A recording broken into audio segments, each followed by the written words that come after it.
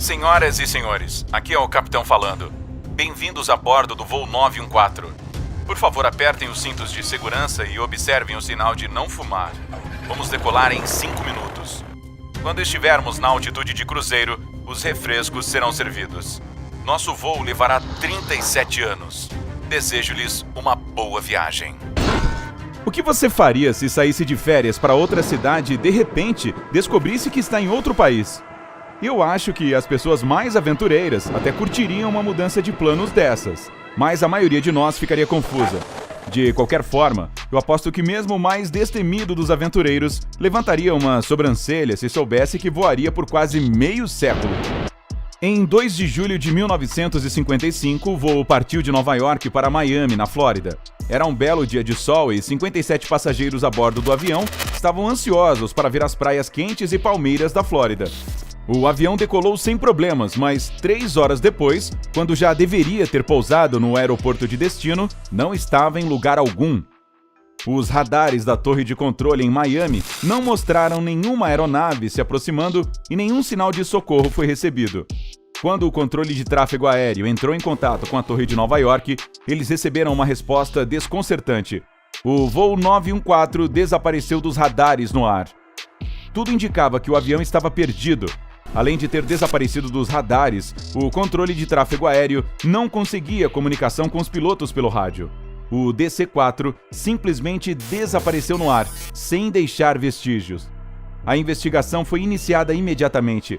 A rota de voo sobrevoava uma parte do Oceano Atlântico e parecia que a única explicação para o seu desaparecimento foi que houvesse caído em algum lugar ao longo do caminho. Equipes de resgate foram mobilizadas. A guarda costeira examinou as águas, mas sem sucesso. Nenhuma única parte do avião foi encontrada. Os investigadores só puderam encolher os ombros, consternados. 61 pessoas, passageiros mais a tripulação, apenas desapareceram no ar, junto com uma enorme máquina voadora. Eventualmente, embora o caso nunca tenha sido realmente resolvido, houve uma declaração oficial de que o avião havia caído, tirando a vida de todos a bordo. Mas, apesar das inúmeras e compreensíveis perguntas dos parentes enlutados, ninguém podia dizer o que realmente acontecera com o voo 914. Até 37 anos depois, pelo menos. Mudança de cena. Estamos em 9 de setembro de 1992, em Caracas, na Venezuela. É um dia perfeitamente normal para Juan de la Corte, controlador de tráfego aéreo no aeroporto de Caracas. Ele chegou ao trabalho, tomou um café e se concentrou, observando os voos. Ele estava fazendo alguns pequenos comentários sobre um voo em andamento quando algo estranho aconteceu.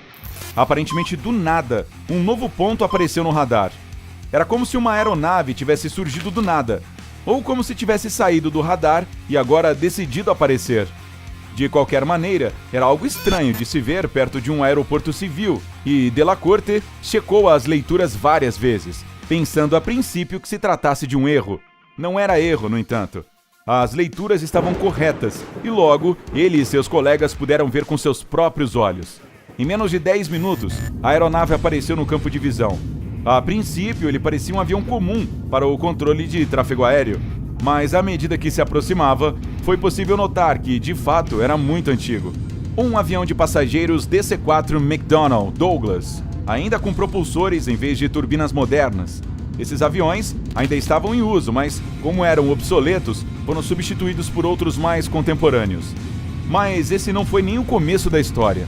A verdadeira confusão começou quando o piloto da aeronave misteriosa entrou em contato com a torre e perguntou em inglês: "Onde estamos?" Como responsável no momento, Juan de la Corte respondeu que eles estavam se aproximando do aeroporto de Caracas e perguntou para onde o voo estava indo. Houve uma pausa do outro lado e então o piloto respondeu: "Somos o voo 914 da Pan Am de Nova York a Miami, na Flórida, com uma tripulação de 4 pessoas e 57 passageiros a bordo." Isso pegou o controle de tráfego completamente desprevenido.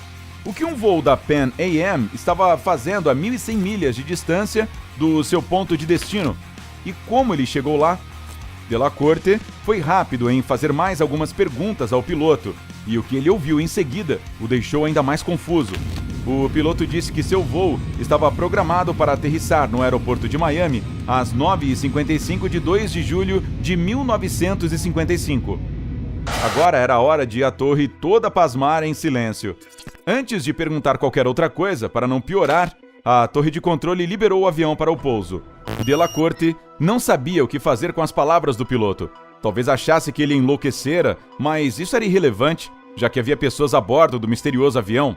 Ele tinha que se certificar de que eles pousariam em segurança e decidiu que só faria perguntas depois do pouso. Unidades terrestres foram imediatamente chamadas para ajudar o avião e os passageiros, e ele pousou sem problemas. Tendo relaxado um pouco, Juan finalmente decidiu perguntar algo que o incomodava. Você sabe que hoje é 21 de maio de 1992?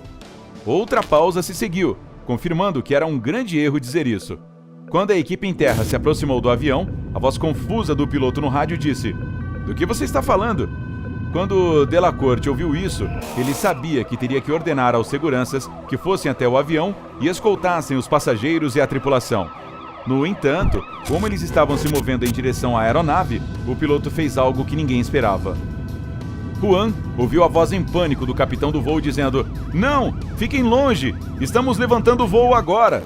E, de fato, ele ligou os motores novamente e, sem esperar pela autorização de decolagem, taxiou o avião até a pista. Juan tentou pelo rádio, dizendo que ele estava criando uma situação perigosa, mas o piloto não respondeu. Ele simplesmente dirigiu pela pista, acelerou e decolou. Por algum tempo, o avião pôde ser visto no ar. Depois, apenas como um ponto no radar. E então, ele desapareceu novamente. Nenhuma palavra poderia descrever o choque em que Juan Delacorte e seus colegas da torre de controle aéreo estavam. Eles tinham acabado de ver um velho avião aparecer do nada, o piloto dizer que estava indo para Miami, e antes que pudessem fazer alguma coisa, a aeronave voou para longe novamente, apenas para desaparecer no ar, como se fosse uma alucinação coletiva. Nenhum vestígio daquele avião foi encontrado novamente, e até hoje, ninguém consegue explicar o que aconteceu naquela manhã em Caracas. Respire fundo. Isso cheira mal, né? Devo dizer, no entanto, que há muita controvérsia sobre a credibilidade desse evento. Em 1985, um tabloide chamado Weekly World News foi o primeiro a cobrir essa história. E sim, eu acabei de dizer 1985, 7 anos antes da versão mais popular aparecer. Mais tarde, o mesmo jornal recontou a história mais 2 vezes, apenas com outros detalhes, e com 1992 como a data em que uma aeronave que viaja no tempo teria aparecido no futuro. A foto de Juan Delacorte, o controlador de tráfego aéreo em Caracas, também diferia da original de 1985. Então, a história foi amplamente anunciada como falsa e se tornou uma espécie de lenda urbana. No entanto, a lenda ainda vive e muitas fontes a recriam à sua maneira. Algumas até chegam a dizer que os passageiros do avião acabaram voltando para suas casas e, estranhamente, nenhum deles parecia um dia mais velho do que 37 anos antes, enquanto todas as outras pessoas envelheciam a um ritmo humano. Dizem que os médicos examinaram o piloto, a tripulação e os passageiros, mas não conseguiram encontrar nada fora do comum. As pessoas estavam saudáveis. Essa parte não parece nem mesmo remotamente confiável, porque nenhuma evidência sólida pôde ser encontrada de 61 pessoas retornando de um voo que levou décadas. Quero dizer, vamos lá, os lanchinhos não teriam acabado? Uma coisa que continua aparecendo na internet e despertando o interesse de entusiastas paranormais. Se trata de um pequeno calendário de bolso que, de alguma forma, foi deixado na pista do aeroporto de Caracas quando o famoso avião decolou. Esse calendário é de 1955 e supostamente continua sendo o único artefato remanescente desse estranho encontro. Ainda há pessoas que afirmam que o calendário é real, mas, mais uma vez, não há prova de sua existência. Ah, bem, quem sabe talvez seja apenas um conto de fadas, uma lenda urbana de fato. Ou pode ser uma enorme conspiração para esconder o fato de que a viagem no tempo é possível. Eu acho que nunca vamos saber. Piscadela! E o que você acha? O voo 914 realmente se perdeu no tempo por 37 anos? Ou é tudo apenas um embuste? Deixe sua opinião nos comentários. Se você aprendeu algo novo hoje, curta o vídeo e compartilhe com um amigo. Mas ei, para viajar no tempo, não é preciso de um avião obsoleto. Escolha um entre os nossos mais de 2.000 vídeos e divirta-se. Fique no lado incrível da vida.